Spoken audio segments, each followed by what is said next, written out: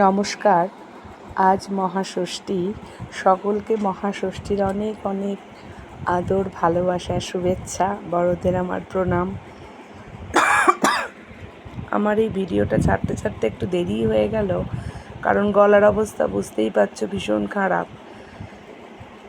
ষষ্ঠী পুজো আমাদের শুরু হয়ে গেছে। তো ষষ্ঠী পুজোয় আমরা যে সমস্ত বউরা আছি, যারা পুজো দেয় ষষ্ঠী পুজো, এটা তো অ্যাকচুয়ালি আমাদের মায়েদের পুজো, তো আমরাই থাকি।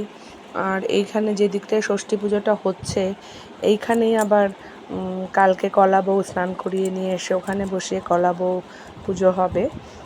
আর আমাদের এবার ঠাকুরটা না অসাধারণ হয়েছে, এত সুন্দর হয়েছে। প্রথমে আমরা ভাবছিলাম ছোট ছোট, কিন্তু না, যখন সাজিয়ে গুছিয়ে বসানো হলো তখন এত সুন্দর লাগছিল। আর সত্যি কথা বলতে কি, আমরা না এই মায়ের এই মণ্ডপটা ছেড়ে এই কদিন কোথাও যাই না খুব একটা বিশেষ, এখানেই সব কিছু। তো ষষ্ঠী পুজো প্রায় হয়ে গেছে, এখন আরতি হচ্ছে, আর এক এক করে সমস্ত কিছুতে আরতি হবে। আর যে কজন আমরা বউরা আজকে আছি পুজোর এখানে, তারা অঞ্জলি টঞ্জলি দেবো, তারপরে পুজোটা শেষ হবে, যে যার মতন প্রসাদ নিয়ে ঘরে চলে যাব।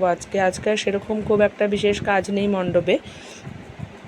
আবার সন্ধেবেলায় হবে সন্ধে আরতি, বোধন, তখন আবার যে বৌদি বা দাদাদের ডিপার্টমেন্ট তারা থাকবে। আমি চলে এসেছি আবার পরের দিন সপ্তমীতে। আর আগের কোনো ভিডিও আমার করা হয়নি, কারণ এই ভোগের ঘরে চলে এসেছি। যদিও ভোগে এই যে আমাদের কাকিমা, উনি শান্তি কাকিমা আর সঞ্চয়িতা দি ভোগের দায়িত্বে থাকেন, ভোগের দায়িত্বটা নেন আর কি সঞ্চয়িতা দি। আর কাকিমা তো থাকে, কাকিমার সাথে সবাই আমরা থাকি।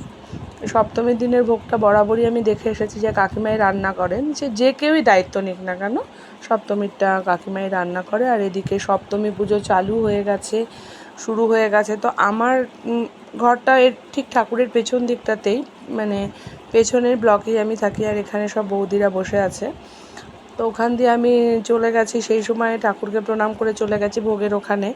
আর কিছু সেরকম ভিডিও এখানকার তুলতে পারিনি, তো আবার আমি এসছি এখানে ভিডিওটা তুলতে। আর এদিকে একটু খবর আমি দিলাম যে ভোগ রেডি করে নিতে হবে, কারণ এবার ভোগ দিতে হবে। তো সেই কারণে ভোগটা রেডি করে নেওয়া হয়ে গেছে। আর এবার এক এক করে সবাই বেরোবো আর কি ভোগ নিয়ে। তো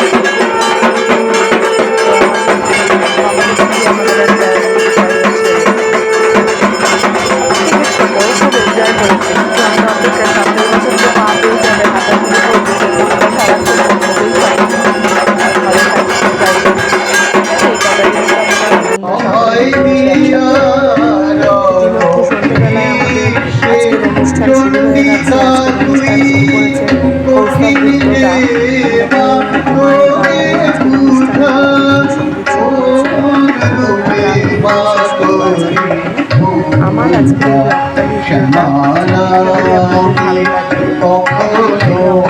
ভালো লাগে।